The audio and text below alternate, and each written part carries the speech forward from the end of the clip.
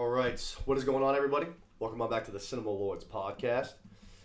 Back in here with my buddy Luke again today, thankfully, because we're going to be recapping the newest episode of The Rings of Power. For those of you that checked it out, last week I had to do the first three, all of them by myself, and goddamn, that was a tiresome episode even for me. For those of you that got all the way through it, I appreciate it. Good job for you guys. You said you checked out the whole thing, right? Yeah, I think you're being a little hard on yourself. I thought it was pretty smooth considering like your thoughts going into it, and I appreciate that. That you were trying to get through it in like less than an hour or whatever. I was interested and thought you were funny, and that was a great one. Yeah, tough to fucking mix in different fucking, like, my actual thoughts, funny thoughts, fucking actual commentating the episode. It's 17 things to balance, especially to do 3 episodes, but whatever. Yeah, that was like 3.5 hours of content too, and it made it impossible for us to all get together, like you were saying, but with Labor Day and fantasy drafts and all that stuff, it was too much. It's funny about that shit too, because the initial numbers said that, like, it was like low viewings, and the thing is that Amazon keeps everything on the wrap, so it's like if that came out, then it's either made up or it's some sort of a leak. Mm-hmm. And then Amazon, of course, comes out, was like, I think it was this week, the end of last week, and they came out and it was like the most viewed minute time in any of their opening, like surpassing The Boys. So, like, that's kind of a weird thing to, like, even mention The Boys, first off, I thought. Right. Like, in particular. But someone somewhere is lying. For real. It's just a matter of who it is. Yeah, unless it's just nobody got to it until Tuesday night or something, like right. You and me did, yeah. Right. Like I said, the getting Labor Day weekend 3 episodes is crazy. Like, if it's just 1 episode and it starts on Labor Day weekend, like, okay, I get it. Like, you actually give people the long weekend to fucking watch the episode. Like, that almost makes sense.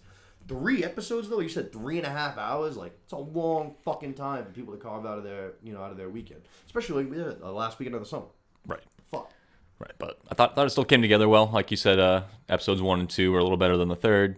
But actually, that's where I was going to start. I was going to ask you your thoughts on the first 3 episodes. Yeah, I thought it was really cool. We talked a little bit about the flashbacks at the beginning, kind of doing the backstory of Halbrand/Sauron, and which was a little confusing at first, but it came together. All of the names. I'm sorry. Yeah. Well, at least some of them. Yeah, I know. It's funny because we're going to get to this too, but there are some that I don't know, and it's almost by choice that I don't know. Right. I feel like a lot of those are the Numenor people, which we didn't get a lot of this week. Helpful. But yeah, I have the hardest time remembering Theo's name for some reason, and that kid sucks. Yeah, easiest name compared to all the elf names. But last weekend he literally goes, "Don't talk to me ever again. We're good." And I'm like, right there, I'm like, well, that's obviously not going to happen. Not even a full episode later, they're fucking talking. I'm like, son of a bitch. I know. Son of a bitch. Yeah, waiting for him to do something good or turn full evil. I feel like they're just leaving him in the middle here too long. Yeah, he's definitely going to go full evil. I mean, I'd be shocked if he didn't. Nothing about that kid says good guy to me. Yeah.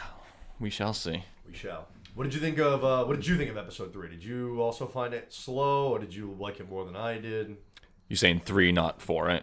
Right. Yes. That was like you said, you liked episode 1, the flashback shit. Yeah, I agree. 3 was not quite as good.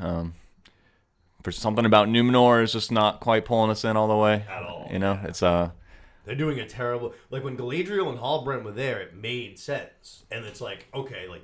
These are 2 of our main characters at this point. And we're in a new place. It's fucking bedazzled out and all shiny and shit. Like, cool. But as soon as they leave and we're just left with the people that are there, I don't even know you guys. Nor do I give a fuck. Like, you guys were characters by association for a few episodes. You know what I'm saying? Like, none of you guys were particularly interesting. Right, and haven't given us a real reason to root for you yet. Like, we feel bad for Isildur's dad, and we feel bad for the like queen lady. Almost like their main push, and I feel like this is like a name drop. Right. I know. And know him. It's tough because we know his whole destiny already, and like we don't have any worry about him dying and any of this stuff, or like what he's even going to do in his whole life, pretty much. Right. He's going to turn into more of a man because he's such a bitch in this show. I mean, we don't really see him at all in like the Lord of the Rings timeline, but right. They're trying to show him as what seems like a good dude, and then just I guess to push home that the ring can corrupt anybody. But we already knew that. That's kind of the whole point of everything. Yeah. Only Frodo can resist. I cannot fucking stand his character in this series. Yeah, I agree. Well, not great, and we had a lot of them in this episode too. Yeah, we did. And this was a weird episode because it was really cool in a lot of ways. There was a lot of like big hitter characters that we'll get into. We got like Ents. the Barrow Whites, which is a pull from Definitely Fellowship. gonna get to those because I got thoughts about them. Yeah, and an Ent wife too, which are only like talked about in the books. Like that, they're like, "Get the Ent wives left us a long time ago," and like we've been searching and Is that searching. mentioned in like Two Towers or anything? I think he mentions it at one point, Really? but it's not really gotten into. He's like, Totally assumed that they were girl trees attacking Isaac God. no, yeah, there hasn't been any Ent wives since as long as they can remember, pretty much. Which apparently is we're at the beginning of the Second Age right now, right? So, Yeah. Ways off. yeah. So there's something bad about to happen to the Ent wives. More interest. Actually, no, I'm not even gonna get there. Let's just keep it simple. So let's get into episode 4 now. I'm not gonna lie. Kind of thought this one was another kind of bit of a stinker. It's kind of bored by this one again. Like you said, there were some cool things that happened, but overall, like none of them were like enough to like really gain my attention. Aside from one scene, which is the very end one, which we'll talk to in depth when we get there, but there's a lot that I was just left wanting more, or I don't know. This episode just didn't do it for me, and now we're halfway through the season. Right. 4 episodes in, 4 episodes to go, and I just feel like, all right, we gotta pick up pace. Especially because, like, one of the big ones to me, which wasn't even a part of this episode, is Khazad-dûm. Obviously, like, I love Durin, I love the dwarves, I love that whole storyline, but, like, we teased in season 1 the Balrog and the mining of Mithril, and now we've done well over 4 hours, probably closer to 5 hours now. Yeah. And the Balrog hasn't even been, like, mentioned, or really, I would say, like, thought of. Even, like, the finding of Mithril, I feel like really hasn't been talked about. Right. Like, they did the singing for the mountain thing, but that was to, like, get in, like, sunlight so they could, like, keep the crops alive. As far as the drilling for Mithril, there's been no talk of it, and then all of a sudden, they were, like, fucking, in episode 3, they're like, hey, you guys want some rings? And all of a sudden, the king was like, let me tell you, I don't like other people, but you're gonna make me powerful, I'm in. Yeah, it's strange. It's strange, and all it takes is that little like handful of Mithril, and like Right. and they So, literally have yeah, all of exactly. that. Like if you just spend, if it takes you a year to get like an armful, I think that'll be worth it. Like I don't know. They also, like, fucking, like, oil. They fucking found that shit, and they just fucking... Because you think about it, like, Frodo had an entire bodysuit of, like, Mithril. But at the same time, even, like, that shit, it's like, how much... Like, I bet you that was, like, fucking a tiny little gram to make that whole thing. Right. Yeah, not the biggest person ever to be wearing a armor either. Right. Like it's I bet you those dwarves are all racked out in fucking Mithril and shit once they start drilling it. I bet. All right, so let's get into this. We open up with Galadriel and Elrond, which they left off in an interesting place. Right away, Galadriel is like, so this is how I interpret it. It seemed like, at first, it seems like she's a little snappy, you know what I mean? Because she's a little like, but then very quickly, I'm like, you know what? Like, I feel like she's being playful. Like, I feel like this is in jest. And I don't, at least to me, again, personally, I don't think she's too, like, butthurt about not getting the commander role. Right. I agree because I was a little surprised that she even had any snark in her. Still, I thought she would have been just happy to have Elrond back on her side And to be going on the mission at all. Right. Because Gil-galad said no. Right. Yeah. And if there's anybody she would follow, it would be him. And like she was just begging him to come with her. So I was surprised that she was being snarky at all. But I think your read is probably right that she maybe was toying with him a little bit, Yeah, trying because to I think that's exactly what get him he back. expected. So she was kind of like playing the role for a second. She's like, dude, I'm just fucking with you. Like, I don't care. Yeah. Again, this is apparently how we interpreted it. But I don't think she's like fucking all bumhurt about not being in charge. No, she's more butthurt about not being listened to about like what the rings should be done with. But she's not trying to burn any bridges right now. She knows Elrond is her only guy she can count on in a lot of ways. Exactly. And, Even if they're at a bit of a strife right now, they're tight. Yep. At the end of the day. Maybe Elrond sees that he needs her too, or he's willing to put up with. Yeah, and he, talked to the same guy that he gave the rings to, and he was supposed to throw them away, and then didn't throw them away, and then gave them away. Right. And he just went right back to him. Yeah, he wasn't mad at him at all. That's why, like, I like the show, but sometimes the writing, and I've noticed it a few times, I'm like, this is stupid. Yeah. Like, he literally came there to advice. Cool. Introduce a new character. Cool. This guy, like, just gets corrupted by the rings like everybody else. Cool. Again. To go back for him for more advice is just like, huh? Right. What do you mean? Right. At least Galadriel was like manipulated by Sauron. Like this other guy just touched the ring for a second and flipped his whole mind. He fucking dude. He like, why did you even go into the pouch? Like you're here for a reason. Like, right. What do you, I got stopped. Like no, fuck that. Throw that thing in the fucking water. I know. I think that's a sign of evil. Right. I don't know. It's just too powerful, I guess. I mentioned a bunch last week, like ties to Fellowship and the whole trilogy. We see like the 6 elves, like all 6 of them, and they're like traversing, say like from Linden to the other town there. I can't even think of it. Region is where. Region, thank you. Yeah, there it is. They're like making that travel, but like they got the aerial shots of like the whole Fellowship like moving amongst the things. Yeah. So it reminded me of both, like mostly of the actually the 2 Towers run when they show like Aragorn, Legolas, and Gimli, and they're searching for Merry and Pippin, and they're just like trying to catch the Uruk-hai. Mm-hmm. Very much like those shots. I felt like very similar to those. Yeah, it's a good catch. I didn't think of that, but I can see it in my head right now. I know what you mean. Yeah. Yep. Another thing I wrote down that I thought was very funny. They get to the bridge, which is broken. Cool. We gotta take 2 paths again. Lord of the Ringsy Fellowship. Yeah. But hey, Elrond just goes, must have been lightning. I'm just like, dude, what the fuck kind of lightning do you guys have in Middle Earth?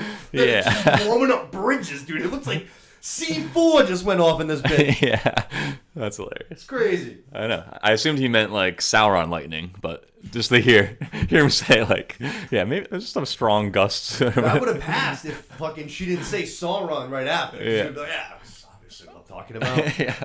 That dude meant fucking lightning. but even then, like, we saw Sauron get mauled by 20 orcs, you know, in the last. It's like, so cool. He's not that strong. He's not gonna blow up a 500-foot bridge. Like, I don't know. Interesting. It was awesome. I thought it was very funny. Yeah. But like I just said, Fellowship of the Rings, fucking in Khazad-dûm, actually. Mm-hmm. They got a fucking. Actually, no. Before that, even take the hills or go to Khazad-dûm. There you go. Yeah. Well, there's a part in Khazad-dûm also where that's where Gandalf says, "Follow your nose," right? Oh, yep. There you go. Yep. So again, a bunch of ties to Fellowship, yep. Which was a scene they already called back to earlier last season, right? Yes. Last episode of season 1, he says, "Gotta follow your nose," which was our strongest Gandalf hint. Right. Yeah, that's a good at call. the time. Yeah. As soon as it was with the Harfoots, right away, I was like, it almost has to be. Right. The only other guy I think I said to that, because I feel like it almost has to be someone we know. Mostly because the whole first season, they kept his name under wraps. You know what I'm saying? I feel like if it was somebody new, that shit might have happened in like episode 4 or 5. Maybe. You know what I'm saying? That's just my thought process. Yeah. So I felt like it's either him. For a minute, I was like, you know, if this is Saruman, that'd be fucking cool. At some point, he just turned on the hobbits. Yeah. I was open to that this whole time, but there's a few more hints that we're getting to get to here that they're leaning more and more into it. So. It's gotta be. It has to be. So we got north to south. North's going to take 2 weeks longer. And then south's going to be a lot faster, but they got to travel through some scary woods. Mm-hmm. We know Galadriel. She's like, shoot first, ask questions later. And she's like, yo, we should take the 2-week route. And Elrond's just like, nah, that's fucking dumb. The ring told you to do that. Yeah. But it's just like, I don't know. Like, that's totally off-brand for her. Like, that's not kind of like, you know, it's kind of strange. I know. So it gives you the feeling that maybe they aren't on perfect terms right now. Because if he just asked her, like, well, what did you see? Or maybe he just doesn't want to hear it. Deal with it at all. But like, she never brings up that there was like a dead hand reaching out of a dark cave. Like, and then like as soon as they start getting approached by the whites, she's like, oh yeah, these are Barrow Wights. Like she knows all about them and shit. And like, I don't know. It's strange. She should get a little more chatty with her. Glimpses into the future. Yeah, it's just obviously he doesn't want to hear that shit, which is actually what he says to basically end the scene. They go back and forth a few times. She's like, yo, you should really listen to me. Elrond, bad decision making. We're going to see that at least. He's like, nah, sorry about that. He literally basically says what you just said. He's like, we're not going to take counsel from your ring. Yep. So we're going to go to one of my favorite characters, and we're going to meet a new character. We're going to go to the stranger, who we were just talking about, who I presume or assume is Gandalf. He's looking for Nori and Poppy because they got blown away like fucking Twister, the Wizard of Oz. Somehow survived.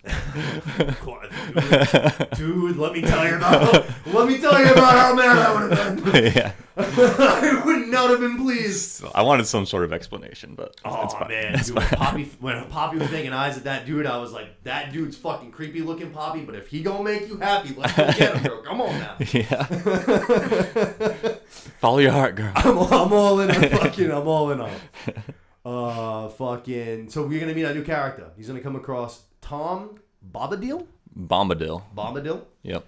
So this guy's kind of likes to speak in riddles a little bit as soon as we meet him. Kind of like not saying any, not really giving away any information. And the reason why I kind of say that is mostly because Gandalf does that a lot in the original trilogy. Not like he'll just kind of answer something without like answering it. Like he likes to dance around things and be cute. Yep. And this guy says that to him, doing exactly kind of what Gandalf does in the trilogy. And Gandalf's just looking at him like, dude, what the fuck are you talking about? Yeah. Yeah. It's like, things don't, you don't give something a name. It has its own name. Like, it's a part of itself. Yeah. Like, all right. Gandalf's like, yeah, I wasn't looking for the, he's like, you found the goat. And Gandalf's like, yeah, the goat found me. Like, I wasn't looking for that dude. Like, the goat just tagged along.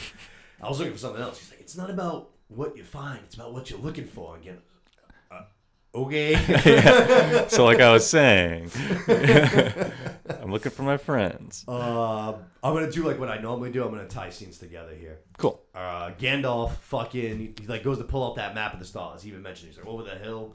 That part was actually not on him. He's like, yeah, there's hills over stars over your hill. He's like, well, yeah, you know, typical for hills to have stars over. Yeah. Good call, actually. Man. Like, yeah. Well, still, taking it a little too literally, but For he gets a real, pass, I guess. Yeah. Like, all right. You know what I meant, damn it. He's still new to the language. Fucking stranger doesn't get the tech sarcasm or anything like that at this point. But that little map of stars, that thing blows away, lands on a tree branch, and you can tell that he's like, oh shit, this could be my staff. And he goes to start trying to break it up, gets swallowed by the fucking tree. Yeah. So my first thought here was like an end.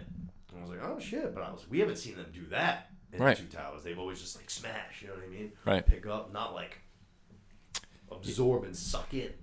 Yep. Look cool. So I think this was a callback to the books. It's one of the few scenes that wasn't adapted into the original trilogy. Okay. Cool. And it was something that there was a lot of controversy about because it's like, I don't know, like 20% of the Hobbit's story and Fellowship is spending time with Tom Bombadil. Okay. And I haven't read these. He's very jolly and like he's like Santa Claus kind of guy. Like they had there, he's just singing to himself, talks in riddles. At one point in the Fellowship of the Ring, he like plays with the ring, the one ring that Frodo like gave him or let him look at or something, and he's completely unfazed by it. Holding the Ring of Power. Yep. That's interesting. And at one point later, like Frodo asks, like, why can't we just give the ring to? He asked Gandalf, why can't we just give it to Tom Bombadil? Like he's the best being that ever was. Like he'll protect it. And he's like, Tom doesn't know. Like one day from the next, he's just like he like is the Earth. He's like Father Earth, and like doesn't have the attention span for that kind of like worldly stuff, like man-made stuff. So he's very mysterious guy, but still has a huge role in the books. That's crazy. It also completely leads left out of the trilogy, but he's like a big no shit. Yep, and then right from there, that's when all the hobbits then get attacked by the Barrow Wights, which is what we see later. Those ghostly figures that attack the elves, and then they like get kind of like eaten by a tree. Right. Old Man Willow is what it's called in the books. But then they call him Old Man Ironwood in this one. That's what he calls like multiple.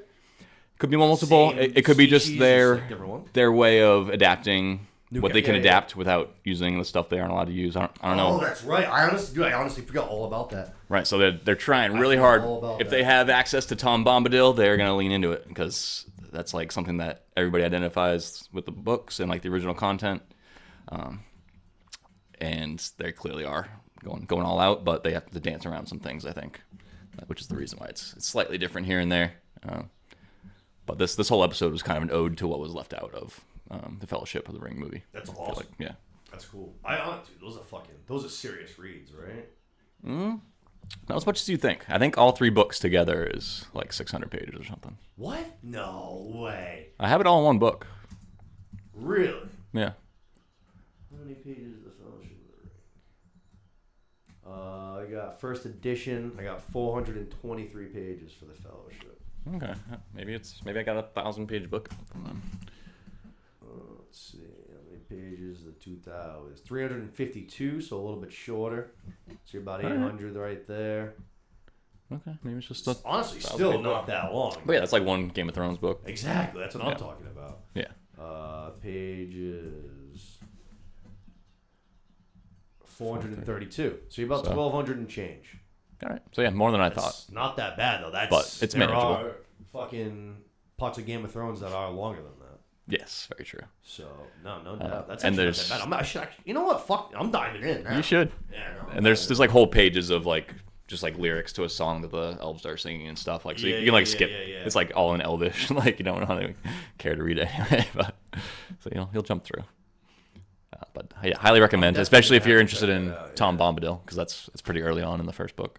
I've only read The Hobbit, and I've probably read that thing like my copy of The Hobbit is so worn. I've probably read that thing like 7 times. I love that book, and it's such a fucking easy read, and it's just like a good time. Like it's a fun time reading that book. I love it. I do like The Hobbit a lot too. I think I've only read it once, but It's great. Yeah. Like I said, my fucking copy is worn to shit. I feel like I should find a cool one, because mine's just like straight up old school paperback. I should find, because I got like fucking, you see that stuff. I got like fucking 3 versions of Harry Potter books. I got fucking one of your collections. yeah. I got a couple of like real cool ones that I like. I got a cool Lord of the Flies one that's really sick that I like. It looks almost like a diary, basically, like a kid that was like on the island kind of wrote it, kind of thing. Cool. It looks sick. But anyways, back to Rings of Power.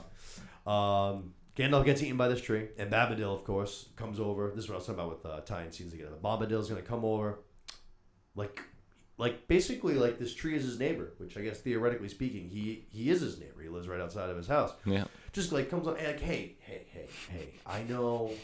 Just please let him go, because he didn't mean it. Like, it's fine. Stretch your roots. Drink some water. Drink deep. He says to him, he's like, because I wanted the staff, and he's like, well, maybe if you had just asked him, he would have given you a branch, you know? What I mean? Right. Did you think of asking nicely? Exactly. Yep. Like, you don't just got to go around fucking owning the earth. Yep. Which makes sense, because Gandalf doesn't do that by the time he's like Gandalf. Yep. So he's already learning from Bombadil. We find out that he's like the oldest person alive. He says he like can do magic basically, but it just seems like he's fucking. Yeah, refers to himself as the eldest, and That was cool. and he says he was there before the stars, before anything else. He was the first thing, which goes with being the eldest. Like, And, what does he's- that like mean? Though? Like, To me, he's like I said, he's like Father Nature. Like he's not a human. He's more Father Earth, Father Earth. Yes, Father Earth. Yep. Father Nature. Yep. It's a weird one, not really explained in the book, like I said, which is like people always were kind of looking back on it, like, what the fuck was that Tom Bombadil section? Because like we never come back to him. Like Yeah. at the end, he like I won't say actually. He has some crazy stuff that they might use in the. Oh, the show. We'll see. Yeah, it could be. But he's got some powers that come in handy.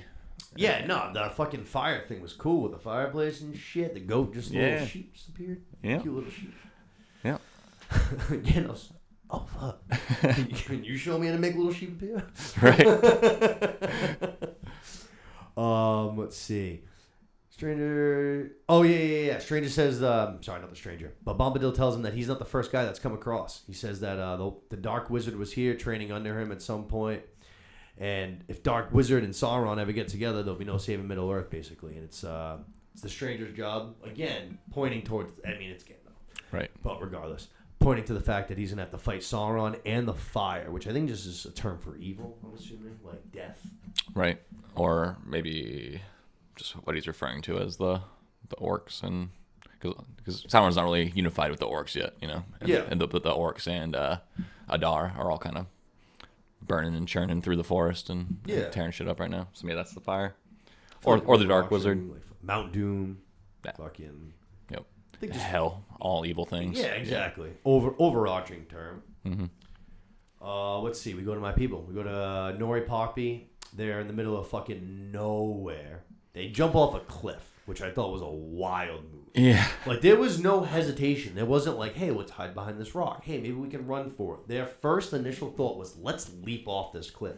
And again, I remind you, this is why I love these fucking people and they're my favorite characters. Yeah. They're nuts. I love it. With their little acorn hats and their little singing songs.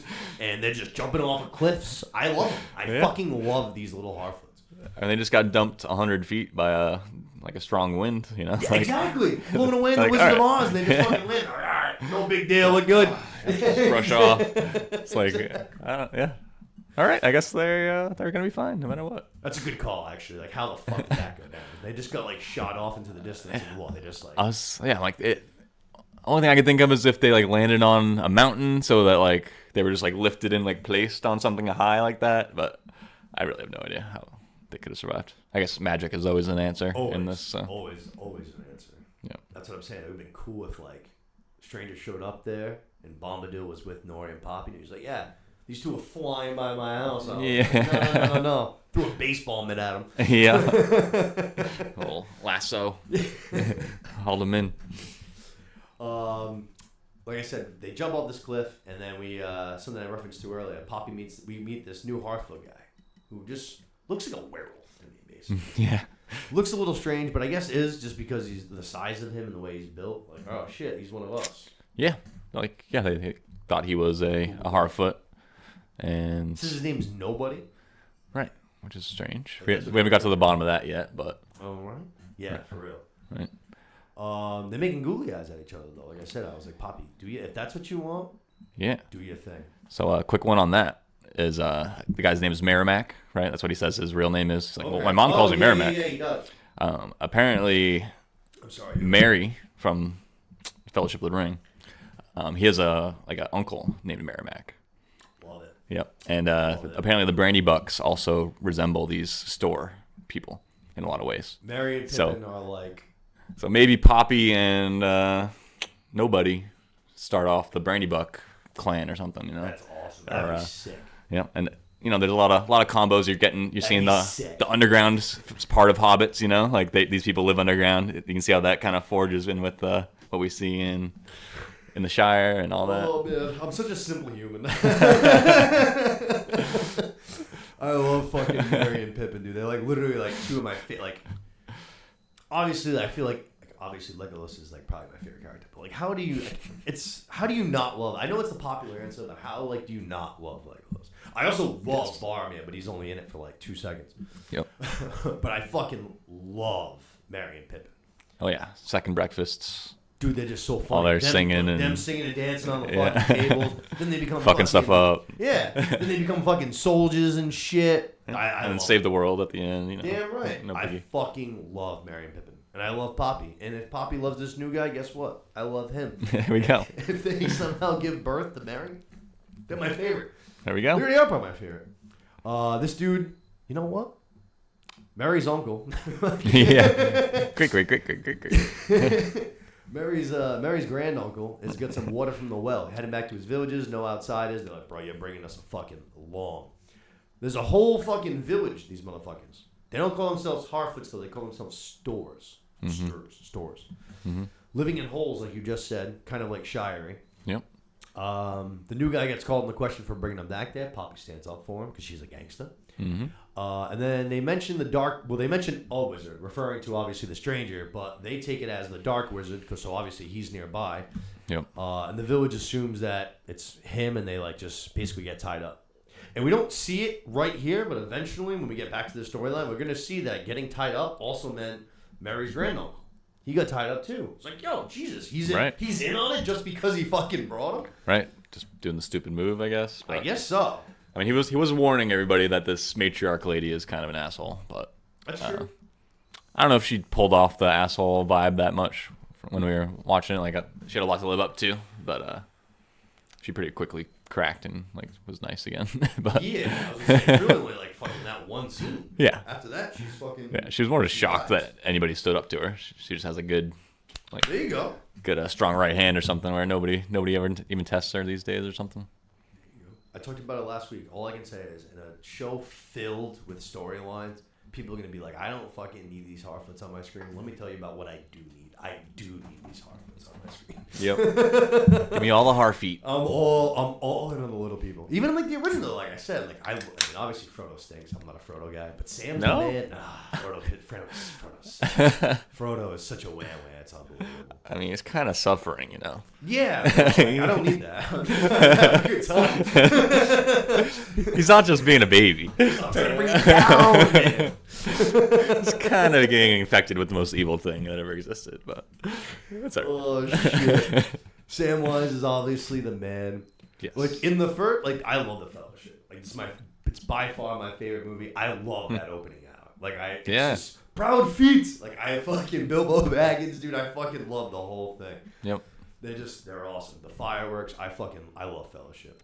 That's right where the book opens up. It was like my 71st birthday. Like, I'm due for a rewatch. I gotta watch those again. Oh, yeah. For like the billionth time. So we're gonna go to the Barrow Down, something we talked about for a while. We're on the move here. We're obviously going south, like we said. So we're heading for these rooms. One thing I did notice, there's like one elf that's like kind of doing a little amount of talking. He's the one that like says he's hearing voices as they're traveling through the woods. Mm-hmm. He definitely looks like the elf from Two Towers that shows up with the army that like see, you know what I'm saying? Yeah. Probably just complete like I'm sure it's a coincidence and it's just the actors. But as soon as I saw him, I was like, wow! I was like, that looks just like that guy. And that guy was kind of That cool. could be. He Yeah. was just like, yeah, fucking Men and L's gonna stand together one last time. He's cutting through people and they just get stabbed. Yep. Then there's that weird death where it's like him and Aragorn, like we've known him for this whole time, and it's like really sad. It's like, dude, we just known you for an hour, but like you are a man. Yeah. So that was a weird twisting of the book, I think. That was because there is a really cool elf character from the beginning. I cannot think of his name, but they don't show him in the movie, and then I think they made him that same name. In the book, in the movie, yeah, and like plugged him in, and like then had a bunch of cut scenes, and then suddenly he dies, and they're missing all the scenes that led up to him. I gotcha. Because like actually, just now as I was thinking about it, we do see him actually one other time. It's in the Fellowship when they're like in the woods and they run into fucking Right, and they're singing and stuff. Yeah. He's there. He's like the one that's like walk to the woods. He's like, I think he says something to fucking. I can't remember who it is. Maybe it's Aragorn. Somebody. Yeah, because Aragorn can speak Elvish, and it is Aragorn. Yeah. See that? Good call. What is that freaking guy's name? It's like Ani. Because I can hear Aragorn saying it, like as he dies. It's like Ani, Andy. In the movie, I'm saying. I don't know about the books. I can hear Aragorn saying it though. So Haldir is what his name is in the movie. So not who I was thinking of. Damn, really? Why can't I like? His role is greatly expanded in the films.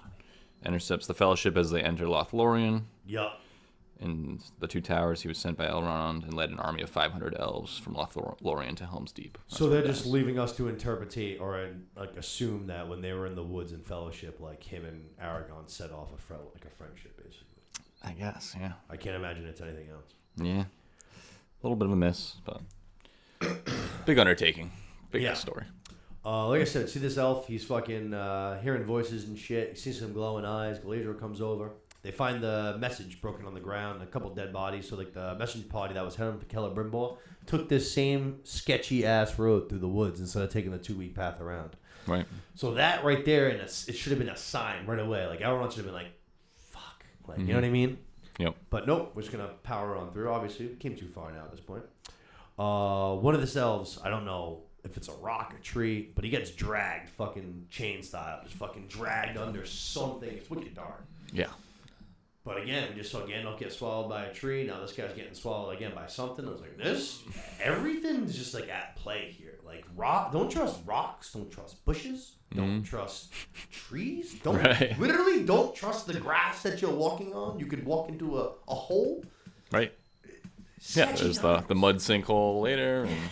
Yeah, exactly. You can't trust anything around you. It's gonna start raining acid or some shit. Yeah. Like she was raining fire, like a fucking at the end of the first season. Yeah. Can't trust nothing. This was a cool scene aside from actually so this is one of the ones actually I was kind of talking about. I felt like it was cool until we got to like the main point where it's like these barrel whites and it's like them just like standing around, like they're moving in super slow motion. I'm like, dude, I don't need to be an elf or anything. Like I can run past them. Right. Just run past them and run out of the woods. Until they decide to use their chain thing, and then it's fucking really intense all of a sudden. Like It's a good point. like Galadriel getting ripped 20 feet through the woods. It's a good point. That was strange. That was strange. Like fucking Elrond's attack. I'm like, all right, cool, let's do this. Like, we only got 5 elves, and we're fucking gonna go attack this whole army, and then just like cutting shit, shooting shit, and then just like getting their faces and stuff back. And I'm like, well, this is underwhelming. Yeah. Like, they're just standing. Yeah, not even retaliating. Exactly. Yeah. Like that's what I'm saying. Like this like almost lost me. I was just like, Yeah. all of my like energy that I had at the beginning of this scene, from like the eyes and the rock pull or whatever, the tree pull, to now this, I'm like, Right. okay, I guess, sure. Right. And when Frodo encounters them in the Fellowship of the Ring, it's much more of a like infiltrating his mind, like being the scariest shit of all time. Like, Right. like it's just going inside of him, and he almost can't even focus and remember like who he is or where he was trying to go and stuff. So they could have tapped into that a lot more, and it could have been cooler. It's just, yeah, I just couldn't have been scared. I felt like even I said, even like the glowy eyes. I was like, oh shit, Yeah. spooky out here, man. Is that a cat? But doesn't it just have these guys chilling? Galadriel, like you said, about to get pulled under too. Elrond's the one that saves her. Turns out they can use like their own weapons against them, even though the elves, weapons weren't working. Their own shit works against them. Yep. And then right after that, it seems like they kind of just bounce up out of there. Yep. And that is not a thing in the book, that their own swords can kill them. But in the book, that's where Merry and Pippin get their swords that they end up using to like whichever one of them kills the Witch King and stuff. That's the enchanted sword he gets from the Barrow Wights. I gotta read these books. Yeah. That's awesome. One warning for you, for someone who loves Legolas. I don't think any character speaks directly to Legolas the entire trilogy. I'm pretty sure he says stuff to people, Right, but it's like but nobody says his name ever. Nobody's like, "Hey Legolas," so we're like, he said to Legolas, and like no one ever talks to Legolas. What? Yeah. What the fuck does that even mean? I don't know. He's like the wisest, oldest being amongst you guys, and you're just like not gonna ask him or anything? Yeah, he's forward with some thoughts, so he'll just come out and say stuff to Aragorn or whoever, but no one really addresses him ever. That's crazy. What the fuck? That's pretty weird. That's so weird. We go to some shitty characters. Arondir and Isildur, they're looking for Theo. Bunch of people I don't care about. Isildur likes the new girl. Sexual tension there. Again, I call her the new girl because I don't give a fuck what her name is. Estrid, apparently. Estrin? All right. Estrid, yeah. Estrid. Aaron's gonna Arondir's gonna question her, especially about the burn on her neck. And she's like immediately like pretty like spotted, like not being cool about it at all. Just like huzzes a pot at him and tries to run away, which obviously goes terrible. But like I just don't care. I don't care. I don't care about any of this. That's the biggest problem. We see Theo's being held in like some kind of a tree cell, so we knew that ends were coming at this moment. That was kind of cool. The tree cell itself. Yeah, it was. I was like, all right, that's kind of cool. Yeah. How'd they get him in there? Yeah. I guess it must just be an ent, a walking cell. I don't know. Yeah. Nah, I guess they can all kind of move their roots like slowly. Yeah. Sprout little shit. Yeah. Fucking more so. But we're gonna keep looking for Theo. It's just the 3 of them though. Theo. No, I'm sorry, not Theo. Isildur, Aradin, and what the fuck was her name again? Estrid. I already forgot again. Agnes. Estrid. They're going to be traveling, looking for Theo. All of a sudden, Isildur's caught in quicksand. In an alternate reality, he dies, and I'm happier. But Arondir goes to save him. In an alternate, that's like same alternate reality, they both die, and I don't have to deal with either of them. Yeah. But then the girl, again, I already forgot her name again. I just don't care. Like my brain refuses to accept it. She tries to save him with the branch. And then we get this huge, cool-looking mud monster thing. Kind of reminded me of the one from Fellowship a little bit. Yeah. Big-ass tentacles waving around and shit. Yep. That was pretty cool. That was cool. Yeah. Kind of like Leech kind of vibes on its like mouth there, and took it down pretty easy once they got it above the surface, but it was cool. Yeah. No. Very like the CGI shit in this show. I think looks so tight. Like I think it Really looks good. so good. Yeah. That thing, as soon as it came out, I was like, oh man, that looks tight. But yeah, like you said, it did get killed real quick. Yeah. But I like that line by Aaron Deere saying, like, there are a lot of nameless evil things in this world. Like, I don't know the exact line, but yeah. Yeah, no, I know what you're talking about. Yeah. Fucking evil that's been here forever. We're going to call this one supper. Yeah, we don't know. Yeah, right. Like that, it's like heart or something. Yeah. Yeah. No, that All right. was cool. Which, like, I get it. We're hungry and shit. You, dude, I love fucking, no. I love calamari, but no. Yeah. No. No mud leech steaks for you. They got the inside the episodes. Did you see any of those? I let it play, but I was only kind of watching it. So the first time I was like already like out, but I watched it again today, and the only thing that got me curious when they were filming like that scene, the fucking producer was like coming over to them. She's just like, how cold do you guys think it is today? And they're like, it feels warm. And they're like, 7, and she goes, it's 11 today, and they're like, yeah. I was like, Jesus Christ, where the fuck are you guys shooting? Jeez. It's 11 degrees, and they're like, yeah, this is a warm day. I was like, oh shit. Holy shit. Yeah, that was the most interesting part of that entire thing, because the rest of it sucked. Yeah. It was fucking Aaron Deere and Isildur, like, basically being interviewed almost. Yeah, I saw the first one more through. See, I didn't watch the first one. It was, same thing. They just sit down with 3 or 4 of the actors and ask them how they feel about the characters that they play and stuff. Just fucking missed it. Yeah. Just absolutely missed it on the first one. Nori and Poppy at this village. Like I said, and the new guy. Tom Bombadil. Nope. Oh, no. Barry's great uncle. Oh, yeah. Merrimack / nobody. There you go. I'm just kidding. He's now Mary's. He's Mary's great. You just call him Mary. Merrimack. It's Mary. Don't hate that, actually. That's good for my brain. Yeah. That's what we do here. Let's try to simplify things down. And you're not technically wrong if you call him that. They're going to be all thrown out of the town. So they mention Sadek's name. Old in charge is like, yo, hang on a second. And then they show her like a rock wall, and they're like, yo, like this is the singing song. We were here at some point. Right. So at some point, all these clans were together, and they just kind of broke off. Right. So it sounds like everybody started there. That one guy who thought he was going to help everybody left never quite found what he was looking for and just kept hiking forever. And with the few people that followed him, that became the Harfoots. Yep. I got you. Yeah. Because this isn't like the Hobbits. They say it. Isn't it like 3 different like clans coming together or some shit like that? Yeah. I think 2 of them are Harfoot and Stores. I don't know what the third one is, but yeah, it's pretty cool. Love it. And they said that Sadek had the same last name as their like legendary figure who was the first guy who left. Oh, I missed that too. Yep. Sadek had the same last name. Like, and Sadek happens to be a black guy, like everybody there too, right? Yeah. Like, resembles them pretty strong. And then she shows Nori this mural thing on the wall that. Right. To me, it gives me some Shire vibes, right? Like, yeah, kind of. It's like the Shire is the perfect paradise oasis. No one ever goes there. They're finally hidden away. Has everything. Everything's green and gold and like. We've got the Shire. Yep. So that might have been laying out what maybe the full arc is for the all the halflings in this in Rings of Power. Maybe they'll find the Shire by the end or something. What they should have done is they should have just like given this their own show. Yeah. It should have been fucking Gandalf, the Hobbits, and just like their own show, and then Rings of Power. They could have We pulled all that know off. what I would tune in for. Yeah. I mean, I could see it in the same way Star Wars will do 2 storylines that are like overlapping, you know? Yes, that's Just like tell half of it now, half of it later. Exactly. Yep. Right after we had this cute little like montage, we realized that we're all like the same. We're coming from the same place. Those men with the cool masks on, they come looking for the Nori and Poppy. They've been tracking them down for the last 2 episodes or so. Still and no this village leader, like obviously she's the one that she questions, and she's like, "Only people here is us." Get smacked down. She stands strong though. Yeah. Tough girl. Yep.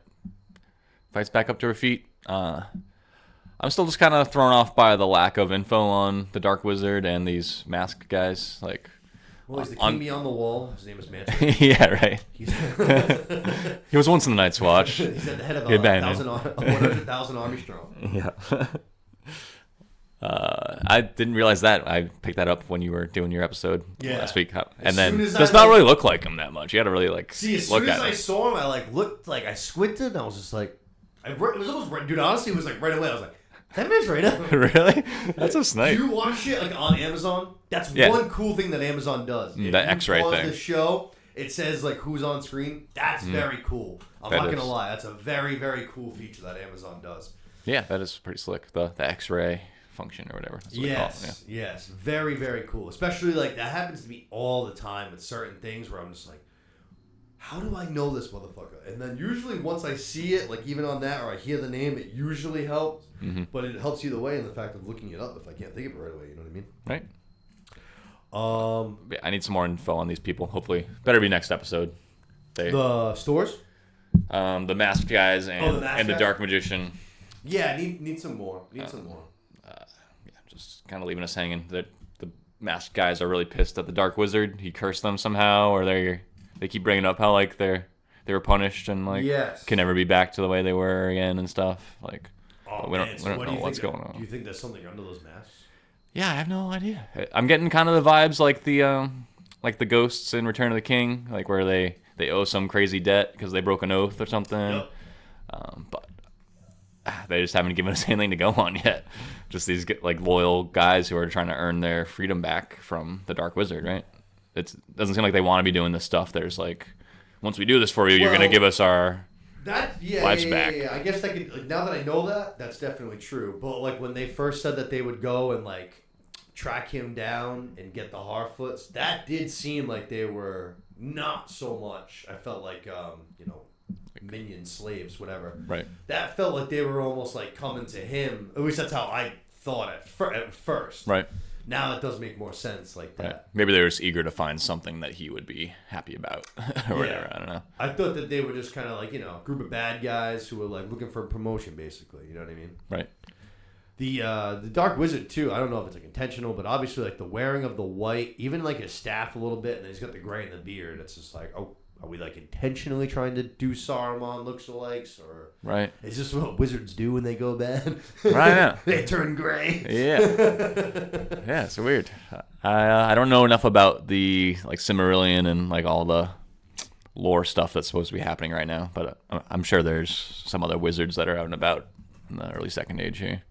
Fucking Christopher Lee's the guy that plays Saruman. I was just thinking that legend. I don't know if you saw the comments from Ian McKellen this week when they basically said they're doing it's like The Hunt for Gollum. It's a new Lord of the Rings movie that's going to be coming.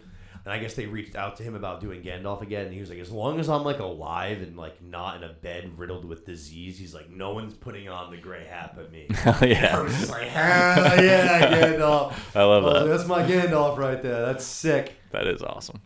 I'm very I don't know what to think about that movie though. Did you see that there was a game that they did? It was like, I don't know if it was the same name as Hunt for Gollum, but it was something like very heavily Gollum related. Yeah, apparently it was terrible. Like one of the I worst saw some games gameplay. of all time. People Yeah. said it was like completely glitched out, like basically unplayable. Yeah, just I watched some gameplay of someone just making fun of it, and it seemed really bad. Obviously, it was from a slight Yeah, intentionally trying to make it look tilted bad. point of view, but Yeah.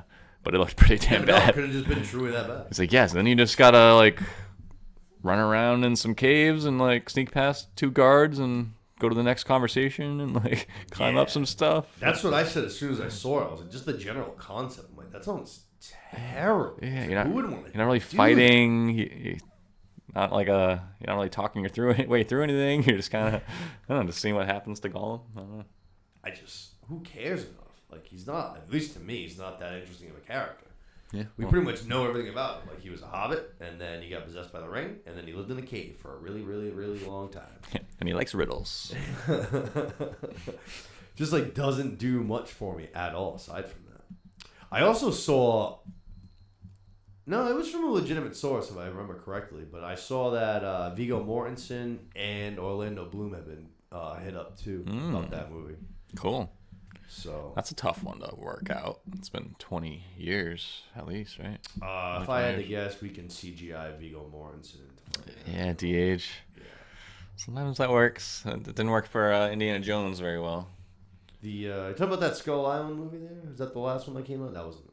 No, the Crystal Skull was. That's Shia LaBeouf. Yeah, that What was the like 10 last years one? ago. I don't know the name of it, but I didn't there's like a hate it. young Indiana Jones. Yeah, I didn't hate that movie. I didn't I watch know it. that there was some people that Most were people like, did not like it. yeah, I didn't hate it. I was like, I came out of it at the end and I was just like, I don't know. That was kind of Indiana Jonesy. I was like, Yeah. fucking. It certainly didn't look like De Niro and fucking. Oh fuck! I can't even think of the fucking name of it. Is it The Irishman? Irishman. Thank you. Yeah. Another one I did not The see, agent was but terrible. No, no, that's another 4-hour movie that'll be on a rainy day. I have heard that on a rewatch, it's like a much like better movie because you almost know what to expect in regards because that de-aging scene, like it's really tough. Like it's really bad. But I guess that is like I think there's truth to it. And I want to do it again, but like if you know like that's almost coming and you know it's not going to look that great, that the second watch when you can kind of almost just focus on like the actual story and the movie, a little less jarring. it's like it's a better movie. So I am intrigued to check it out a second time. All right. Well, maybe I can just go into it knowing that it's gonna look garbage, and I can maybe the first watch I'll give you the That same. might help. It's not like like that scene in particular looks like there's a scene like Robert De Niro is like kicking the shit out of somebody and it's like really bad. Like it's really really really bad. It's like, dude, this is a 70-year-old man. You can de-age his face or whatever you want. That's an old dude, and you can see it with every move he's fucking making. Yeah. It's like if De Niro was kicking me like that, I'd be like, that's funny, Grandpa. Yeah. So he said, yeah, Harfoot leader gets smacked down. She covers for him. They're basically like, all right, we're gonna, find the Harfoot sooner or later. We go back to Galadriel. She's talking to Elrond about the ring, and Elrond basically just kind of weird actually. Galadriel says like, promise me that Sauron's always gonna come first, regardless of my life. And then he goes, we're not gonna take things from that ring seriously. But I can't promise you that Sauron's always going to come first ahead of your life. It's like, well, you just... Right. okay. Right. So was that the will of whatever the ring is finally winning him over a little bit? Or is that him just finally being able to admit that just because it comes from Galadriel that it's not evil? Or it's like, well, I can agree on that. Even though the ring told you that, I think I also agree on that. There is a little bit of him, too. Like, he said it... I think it's episode 2 or 3 when he's talking to that other elf. He says like if it costs all of Middle Earth, the elves, everything, that's better basically than having to use these rings. Right. But Or then that possibly. guy tells him different, and Gil-galad tells him different, and Galadriel's telling him different. Mm-hmm. So maybe it's like a little bit of that. Yeah. Yep. It's finally getting worn down a little bit. But his stance is, even if it seems good, what if we're actually doing exactly what he wants and we're just helping him this whole time? And of course, he would make us think we're being powerful or getting some insight, but he's really just doing what he does. He plays the song that your soul wants to hear, whatever, like he says in the last episode. It's not like they're like actively trying to do like things that almost like their focus is to take down Sauron. Whether they have the rings on or whether they have the rings off, their focus and their goal like is the same thing. So like that's the part that kind of gets me a little curious. It's like all the people around you are very heavily focused on taking down Sauron. We just have to use these things in the process, and you're just like, no, because we have to use them. Right. It's like, Like, they're clearly powerful. yeah, using a handicap in a video game. Like, what's going on here? Right. You don't like cheat codes? Yeah, he's like, what's going on here? Something's amiss. Yeah. So maybe he is finally starting to come around a little bit. I don't hate the idea that the rings are just fucking whispering them too afar. I mean, Right, fucking maybe. Boromir, that's my boy there. He never had the ring, and that thing was whispering to him from afar. Right. Right. And this isn't even the one ring, but it's already got a hold of Galadriel, who's a super powerful being, you know. So I can't wait for that. I'm so like curious about how that.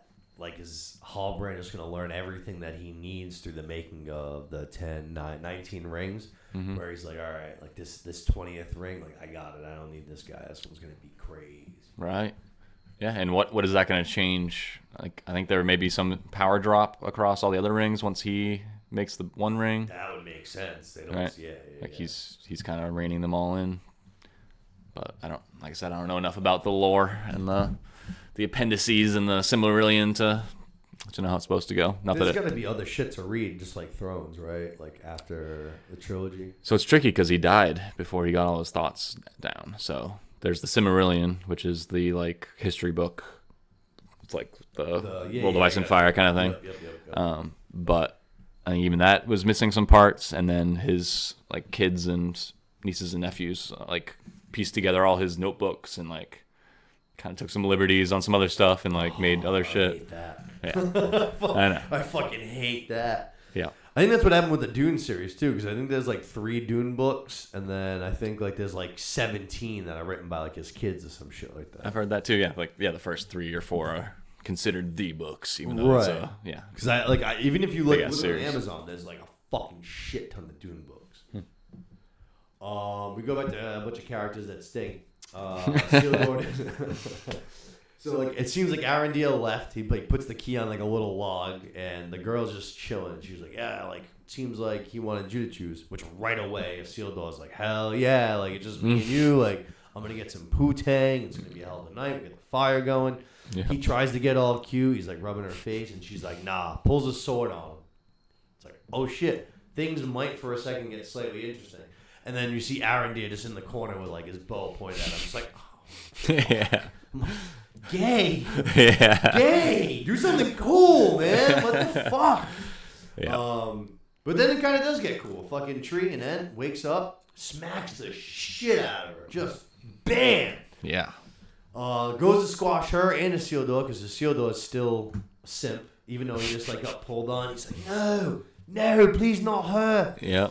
Yeah. Willing to sacrifice himself, which is the writers trying to make us like him, even though he's like That's a good call, yeah. he's the reason why like everything else in the Fellowship of the Ring happened and everything, you know, because he was too weak. But we'll get there eventually. Always distracted. Yeah. Always. I like Yeah. that. So fucking smacks the shit out of her. Trees start kind of like popping up, or ants start popping up everywhere. All of a sudden, it's just like boom, boom, boom, boom, one after the other. They start all waking up. And then Arendelle is going to go try and like tuck it down. He's talking in Elvish, right? Yep. I believe. So the ants know Elvish. That's interesting, at least. And then I like the one girl. She's like, have you ever taken an axe to a tree? And Arendelle's just like, Regrettably. I hate to say it, but yeah, done it once or twice. And like, yeah, half a beat, she's swiping at him. It's kind of a tough, tough criteria for if you're a good person or not. For real. Have you Like, ever? I just needed to like make a fire. I was gonna die. Yeah. You know what I mean? It wasn't like you. It wasn't alive. I mean, it is alive, but not like you alive. Yeah. It's like, build some good shit with trees. It's not all bad. Yeah, I can't imagine Arendelle was cutting down too many trees unless it was really worth it. Right. But they're gonna have a little barter. They're gonna go back and forth for a minute. But then the tree's cool, like you said. Lady Ant, she was kind of the main one. Like I guess the first one that they kind of talked to was like, nah, she's the one that went through all the trauma. Basically, it seemed like. So maybe the other ones traveled to her because they. You know what else he does say is that we smelled like the sap and the burning branches. I think he says from like a ways off, and then we traveled here. So maybe like they came afterwards. She was the one. Like she was just like the lone survivor kind of thing. Yeah, could be. Because like the way it's kind of laid out in the trilogy of books, it's Treebird talks about how like one day all the Entwives left. They used to all be to get in the same area, and then all the Entwives left. He insists that they aren't gone, but that they just aren't here anymore, and that he longs for them so much and like hasn't seen them in forever. And so it's just interesting for them to pop one in here, which again is them maybe whatever stuff they are licensed to talk about, they're gonna use.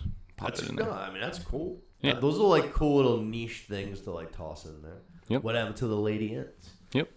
I don't hate it. She's the one that's got that little prison thing, little jail cell prison that Theo's in. So she lets Theo out. Oh shit, they were up there. I thought so. That's how I at least interpreted it. Cool. I wasn't sure, but that was cool. That was how it went. I think because They are right there as soon as that concludes. So right, like the Yeah. flowers start raining down on Arendelle, and Arendelle kind of like is looking like this, and then Theo. I mean, again, that's just how I interpret it. Maybe I'm Yeah. wrong, but that's how it looked to me. Cool. But Theo comes down. It's like, oh great, yeah, no one cares. And then Isildur's like, all right, you know what? Even after everything that's happened, like I still want you. And then fucking her Boothang shows up, which I didn't even think was real. Yeah. Totally didn't think it was. She lied about everything else. But, yeah. Exactly. Yeah. Just pops up out of nowhere and Gets cuffed real bad. Gets cuffed. Yeah. First good thing that happened to him this whole show. Like, yeah. He looks really sad. He does. He looks sad. I liked it. Yeah. I liked it a lot. They're like, feel bad for this guy, and you're just pointing and laughing. Yeah, oh, exactly what I'm doing. That's tough. That guy had a terrible hat on. Did you see it? He had a condom on his head. You stink. I love it. You're gonna doom the human race later, you fucking idiot. It's a good call on her part, actually. Yeah. She saw it. Good judge of character. No shit. Arondir, which I thought was funny too. Arondir's like, just saves Theo, which Theo was all, all dickish to him the last time. He's like, all right, I just saved you. He's like, thanks a lot. Like, cool. Arondir's like, I'm gonna go track these orcs. Like, you want to come? And he's just like, nah. Yeah. I'm good. I got things of my own to do. I love to. I got a thing. Crazy. Yeah. Is this But- the last thing? Yeah. They finished strong with another cool scene, This but was cool. yeah. This was very cool. So this was the other scene I thought besides the whites. I thought this was like the opposite. I thought this was a very, very cool scene. Mm-hmm. But we see that they're looking for Sauron, still trying to track him down, and they come across Adar and his whole army, which looks cool right there in itself, which we also saw the troll, I can't remember his name, Right. but that was in the last episode. You see him kind of almost marching at the fucking lead of it. And just like forearming trees to the ground on his way sure. through. That's a good point. Stiff arming, yeah. So Just getting hyped up. that's why getting ready. the end wife was a little pissed. Yeah, there you go. It's a good call. That's what she's all wound up about. I like that. They did, yeah, they were burning through. So that makes sense. He's just being a dick. But the elves are kind of like watching on. They're like, all right, like we got to let, homies know because they're heading to Mordor. And then all of a sudden we see like an arrow fly by. And it's like, oh shit. But we quickly realize that they're not shooting at them. They just like missed over a horse. And one of the elves catches the shot, takes it to the stomach, lets out a little moan, and then the orcs are like, oh shit, what was that? Galadriel kind of like puts one hand on his mouth, and then the other one like on his stomach where the bleeding is to like quote unquote stop the bleeding. Then the ring starts blinking, and the next thing you know, like the arrow snaps off, and like Right. it starts healing itself. Yeah, I don't know how I feel about that. Old Jedi force power stuff. Maybe some of these powers are going to leave the ring once the one ring is forged, which would make it more okay.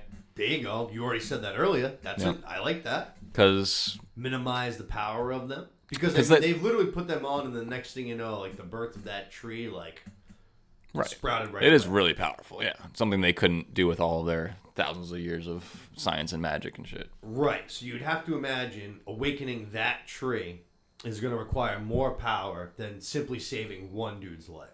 Yes, yeah. So if the three of them can do it cohesively, I would have to imagine that her one ring alone could probably. Yeah, I'm okay with it. You know? Especially if there's a power downgrade. I don't really want it to be that powerful this whole time. Yeah, for And sure. and it kind of calls into question in, I think it's also Fellowship, when Elrond has to heal Frodo from the Witch Yeah. King who stabs him.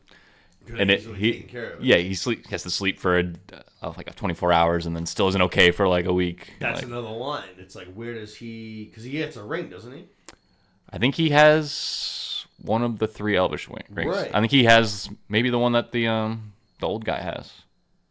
Possibly. Because Oh, so he's Galadriel gonna has have one, to- yeah, and yeah. Gandalf has one. And you know Right? that I think those are the three Galadriel's Elvish. is that white pearl. Because I think we see it again in Right. Fellowship. Yep. They call it Nenya in this one. That's the name of that one. Don't hate it. And then Then your business. yeah, and I know Gandalf has one of the three Elvish rings too.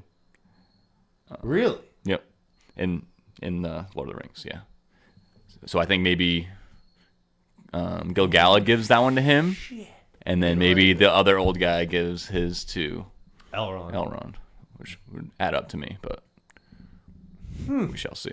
But yeah, Yeah, I think Elrond does have the other one. This is a storyline I'm interested in too. Yeah, You know what's tough too about this episode? Like I said, it's a little slow. Like when you don't have especially now when we know to not have Celebrimbor and Sauron for like a whole episode. I know. Is like tough because they've like now I feel like taking main focus center stage. Like the show started with Galadriel, but now I feel like it's kind of tilted away from her. Like I feel like she's number 2 now rather than number 1. I feel like Halbrand is fucking. Sauron is clearly way more powerful than anybody. Like that Not melting even down the just mountain powerful, thing. Like on screen. You know what I mean? yes.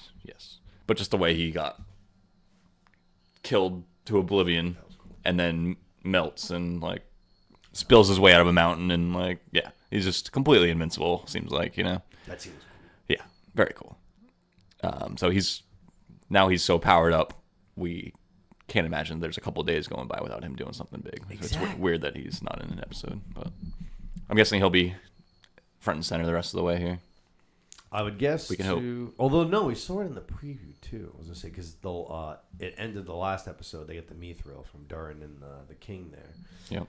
So you'd have to. I was gonna say you'd have to imagine that maybe there's like making rings this episode, but it's not. Like that's in the preview because he's still asking if we should make the rings for him.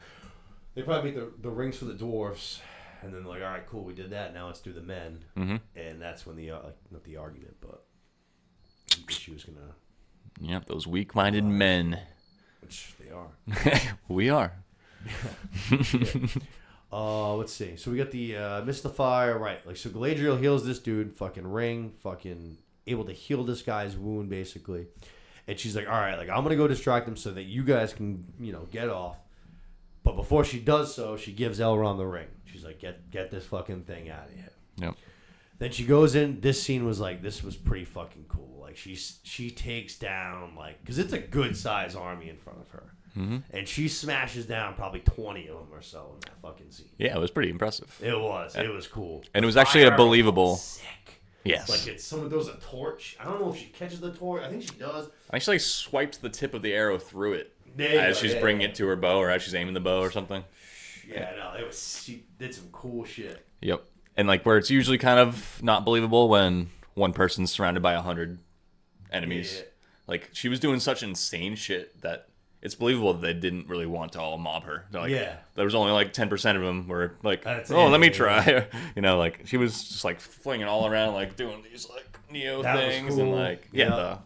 the swiping it through the torch to get the flames. And Even then, right away, I liked the little knives. Like right away, she just almost like Assassin's Creed. Just like, yeah, she was just going so nuts that like, yeah, they're all like, holy shit. They were not trying to mob her, and that's why she was able to hang on for a little while longer. hit the power boost right out of the gate. Yeah, beast mode.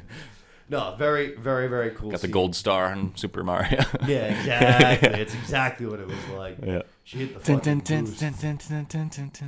Like the one you talked about where she like neos it and she goes backwards. Like not only did she just go backwards, as she's going backwards, she like pulls a bow out and just like shoots it sideways at a guy. Yeah. It's fucking so sick. Yeah, I mean, she's already done all this other crazy acrobat stuff, and she's She has. powered up with this super powerful ring, which is top 3 most powerful in the world right now, at least. Some crazy shit going on.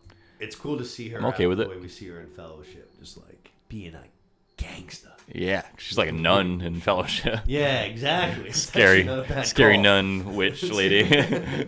She is kind of creepy, like in the trilogy. Right? She's kind of tortured by her holy mission she's on. Because like when she goes nuts is when Frodo or she can tell that Frodo's about to ask her to carry the ring, and she's like, "If I had all the power," and like she like grows and like gets That's all right. dark and stuff. She gets all, and she's like, "I can't do it." Yeah. So it's been twisting her. She's not immune to it. She just, I honestly, dude, nun was a great way to put it. I think that really hit home. That was a really good way to put it. Yeah. She is like almost nunly like in those movies. Yeah. Whereas now she's just a fucking savage. Yeah, warrior. After she messes up all these dudes, though, she's about to hop on a horse and get out of here. Fucking chained again. Second time this episode. First time by a tree rock thing. Yeah. Spirit. Tree rock spirit. This time it's with some actual things, with some arms and a chain, like real people. Yeah. Orc people. They rip her right off, though. She's about to fire an arrow. Fucking Adar just like puts that shit out, and he's just like, what's going on? Yeah. That's cool. I feel like she still could have shot it through his hand or something, but it's all right. Also thought it was cool that he called her like by name, too. Right. Oh yeah, they had a 1-on-1 in season 1 though. They did. Yeah. I would have to imagine it was like Hallbrand that just said it and he remembered it. Because I don't think they, like, obviously they didn't go like, I'm Galadriel. Hi, I'm Hallbrand. I'm Adar. It's good to meet you. Yeah. So it must have just been like what Hallbrand said, I would imagine. Right. That's a good Just call. caught in the That's cost a good call. conversation. I don't really remember it that well, but I know that at the beginning, Hallbrand wanted to kill Adar, and Galadriel stopped him. And then later, Galadriel wanted to kill him, and Hallbrand stopped her. That's a good call. Dude, you imagine how tough that must have been to, like, keep character at that point. Sauron's just like, dude, this guy fucked me over. However many that's a years good ago, point. I lived in a pile of mud. I ate rats and insects for this man. Yeah, I didn't really And he has pack that back. Yeah, like, I have to stop from smashing this man's head just for the good of this overarching story that I've put together. Yeah, that was a pretty big betrayal. Yeah. Flips over the crown and like Exactly. stabs him in the like. After all that time, after all he's brainstem. done, Yeah. had to resist the urge to just fucking stab his face in that moment. Yeah. And then stopped Galadriel from doing it shortly after. Yeah. Just doing those But he long was- play. Yeah. So that's basically all of the episode. Like I said, I think that white scene, I think that's the real crux of the episode, I think, for me. I think if that scene goes the other way, and it's like, it keeps the, like, momentum going throughout, where that adrenaline kicks in, it's like, all right, we got the eyes, it's dark, we got the whispering, and then those things are kind of more, even when that guy gets pulled under the rock the first time, it's like, all right, like, shit's on. Right. But then, like I said, they don't do anything. Like, they literally just, like, stand around. They just, like, take the slashes. They fucking take the arrows, and they just, like, heal themselves. And they just stand there, like, the whole time. Right. I think if that scene, at least for me, if that scene, like, popped, I don't know. I mean, maybe they fight back harder. Maybe they push in, and the elves just do cooler shit. I think that I'm like, all right, that episode was actually, like, pretty cool. I feel like that was a really big moment that let down for me. And I think that kind of almost determined, like, the whole episode in a way. I think you're right. And it's a weird combo because the whites looked really cool Yeah. and like had that cool intro with like, you know, the creepy eyes and the whispers and like it felt like it was on the right track. But then exactly. but then just Sure. kind of wet farted halfway through. I'd say yes. Yeah. Yes. Yeah, I'm with you. That was a weird one.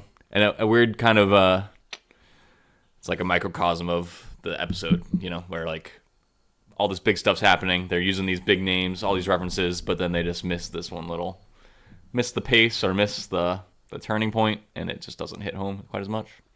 No, I think that's pretty sound. Because like a lot of the other stuff, like I liked, but it's not big stuff. Like it's not like it's little sprinkles. Like the Harfoot shit, like I said, like I liked it, but it's not like stuff that you base your episode around.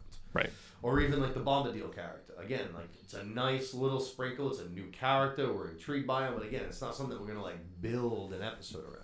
Right. And it seemed like the two moments were though like that one, like the whites, and then the ending scene, or even a little bit of the ends too. Actually, Yeah. So there were like three pretty solid moments that they put into this episode.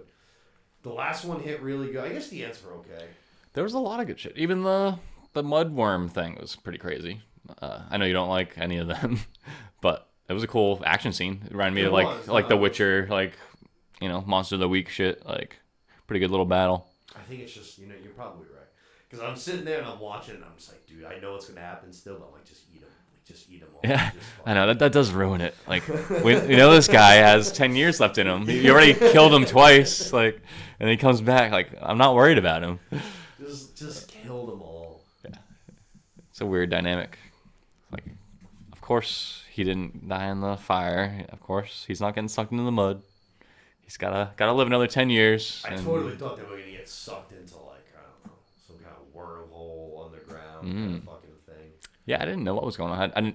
I thought it was just really good quicksand for a while. Yeah, no shit, me too. I felt the same way. I was like, oh man, we're gonna get him out of here, no problem. Yeah. That was actually part of the, like I said, it was those two guys, those two actors behind the episode thing. It actually like showed that they literally just like go into a box that's like spring loaded, so they like lay, like they basically land on like pillows, and then like say like they basically just have like a butt, and then it's just like, all right, we gotta spring out. Next thing you know, they just like fly out. Wow. But, Catapult. Yeah, no, like there was actually some parts behind the episode that were kind of cool. Like every single time they were just like, yeah, so like we have to now demud after every shoot. It's just like people wiping the mud off their entire body. Wow. Yeah, that's crazy. But I guess, like I said, I don't know. It wasn't like a necessarily awful episode. I just. Yeah, but we're missing out on the dwarves, and and then we got a lot of the people we don't really care that much about. So. Yeah, I guess. And then not we're having any Sauron at all, especially at this point in the show, is like. Yep, and then also still dragging along the Gandalf thing. I don't think we got to it, but at one point they're like, yeah, he's like an elf. He's like a big elf, a grand elf. Like another Gandalf, like I don't know. And then I guess also Gandalf in Elvish means like it's like stick wizard or something. Is it really? Yeah. The fucking Wand elf. That's what it is. Wand elf. Yeah. And he Oh, literally that's like so thought he funny. found his tree branch Yeah. wand staff at like this last episode and like. How is like the elf? Where does the elf come from? There's nothing elfish about this man. He doesn't have ears. Like I think he's clearly not human. Right. So people that are tall and not humans are elves. Elves. So that's just what they default to, I guess. But fair enough. yeah, Not racist. no one. Yeah, I know. Just clump them all together. Just lump them all. Like, no. What is the dark wizard calling him? It's like an Istari or something. The Istar. Istar. Istar. There Yeah. you go. There it is. Yeah, so that's another lore thing that I don't fully know how it works, but there's these like godly beings that created this like second level of godly beings, which I think is the Istar. Okay. And that's what wizards are and shit. And they aren't supposed to like really directly influence things on Middle Earth. They're supposed to be like guardians and like guides, right. which is kind of why how Gandalf does it. But No, for sure. he steps in when he absolutely has to, Right, but it's right. usually not actually doing that much. He's more inspiring others and giving hope to people and like showing the light and stuff. You know? Yeah. Obviously, But- we're gonna see that develop. Yeah, and I'm excited to see what they do with Bombadil. I'm worried about how much they're allowed to do on some of these things. That if they're broaching some of these topics, but then some stuff's gonna be off limits, Yeah. it could get messy. But I don't know enough about what they're allowed to do and not do. I do know, I haven't read any of the books. I didn't know that the family did any of that, but I do know that the Tolkien family is like historically really cunty. Yeah, I've heard that too. I know that they're like really like assholes about like rights and all of that shit. Yep. So that might be an issue, but I do like that they're exploring things that were mentioned basically in Lord of the Rings that they can now dive into more depth to. Right. Yeah, if they're gonna be forced to change some things, they need to lean into the things that they're allowed to lean into. Yeah. Yeah. So no, I still like it. I think it was a good episode. They could have done better. That's more of the disappointing part. Like we said, there's a few scenes in here that were really cool, but just didn't quite hit home. And we're just getting more of these same experiences of these characters instead of like growing our feelings about them. It's just like, yep, same old this guy, same old that guy. Yes. Like nothing's really developing. But It's tough to do that when you're doing all these fucking storylines like this. right. Like it almost feels like they're like attempting to do what Game of Thrones did, and it's just like, guys, like, don't do that. Right. Let's dumb it down a little bit. Simple is sometimes a lot better. Like that's it's an expression for a reason. Simple is better. Right. Like you don't have to do this extravagant 17 storylines all interwoven to like it. Yep. When Calm they down. dropped a whole nother civilization of halflings, it was like, all right, what are we doing here? Exactly. But it'll be a quick thing, it seems like. So Yeah, I guess like Numenor is a big problem for me. Isildur is a big. Those are the two biggest problems for me. Those are big time tune outs for me. I agree. So we didn't get the dwarves in this one, but we didn't have to deal with Numenor too much either. No. Still had Isildur and stuff, but Nope, they were in the preview for this week. Celebrimbor and Sauron were in the preview for this week.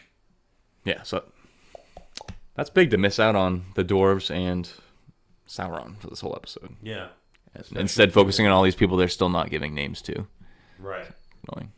We just ended episode 3 with like the fucking dwarves giving Mithril to create more rings, and just like not gonna see you this week. Right. Hopefully that means it's the rest of the way, but it's going to be a lot of heavy on dwarves and Sauron, but we'll see. Halfway point. Halfway? Halfway. I just need a little more. I need a little more oomph. A little more oomph. Not a lot more. A little more oomph. Yeah. Just a little something. Just a little more. Show me something. Yeah, which I think I feel confident. I think we're gonna get something good in these last 4 episodes. I think we're gonna get like a so too. good, or maybe even a couple like real wild scenes. I agree. Confident. Yeah, and like you said, the CGI is great, but Tight. then they're also choosing to not go CGI on the orcs, Yep. which looks awesome. Exactly. And so they're doing it really nicely, but hopefully they can pull it all together and hit home, baby. I'm ready for some big scenes. So maybe some Balrog action. That's what I really want. Yeah. I don't know how we can tease that at the end of the last season, and we still haven't even mentioned the Balrog or really the mining of Mithril as a whole. Like Right. they just gave up another rock at the end of episode 3, but like there was no mining of Mithril. We haven't talked about it at all. It's just been completely swept under the rug, and it's basically one of the last things we saw in season 1. Right. Didn't it kind of also skip over the conversation between like Durin and his dad, where they like apologized and stuff? Didn't Durin just kind of show up with the Mithril? Well, honestly, Durin apologized, and then as far as unless he's not in the right place, he's like, I don't really trust. Like, I don't trust it. Like, I don't trust what's going Oh on. yeah. I remember that now. And then it literally just jumps to like the king just being like, all right, here's the Mithril. Yep.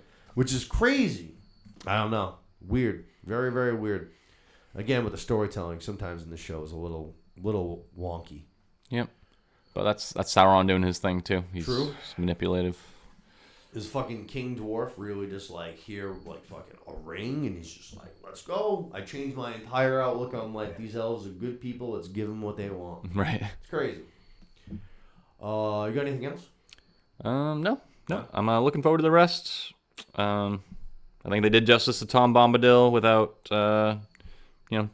without doing too much. I think he needs to be a little bit more like We'll see more. powerful, and he's honestly more silly in the books too. Like Love that. even more stupid answers and like Love that. yeah. So hopefully there's a little bit more of that. And hopefully we get some names to some of these mystery peeps, because I'm tired of talking about the Dark Wizard and the guy with the mask stuck to his face and the stranger and all those people. I actually do think the Dark Wizard mentioned one of the guy in the mask name this episode, but I didn't care enough to write it down. Yeah. But I'm pretty sure he did. I'm pretty sure he did mention All it. right. Well, I'll take a name. So backstories. There's also like Needed to. multiple masked people, so Yeah. it's just like one guy at the helm.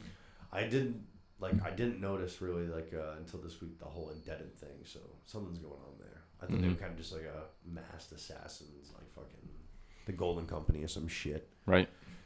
Yeah, no, seems like they're trying to earn their freedom from this evil guy. But I don't really know either, because they haven't told us. Well, yeah, exactly. Hopefully we find out. Wow, we went fucking long, huh? We went for a bit longer than I thought we would. But that's going to wrap it up for us here tonight. This is going to be hopefully posted tomorrow, and then I'll be back again this week with a Beetlejuice review, probably tomorrow. Let's go. Yeah. Got a busy couple of months still. We're going to keep it rolling even after the summer. We're going to keep it moving. Hell yeah, baby. Thank you, Luke, for coming in as always. Of course. Great All time. right. Thanks for having me. Of course. I'm sure we'll talk to you again during the season because, like I said, I don't want to be there by myself. Yeah. We need Ledoux back too, though. He's our aficionado. Yep, Ledoux, we're gonna get back for sure. Probably next week, hopefully, as long as we can work out a time and stuff. Nice. Thank you everybody for tuning in. As always, we'll talk to you soon. Happy watching.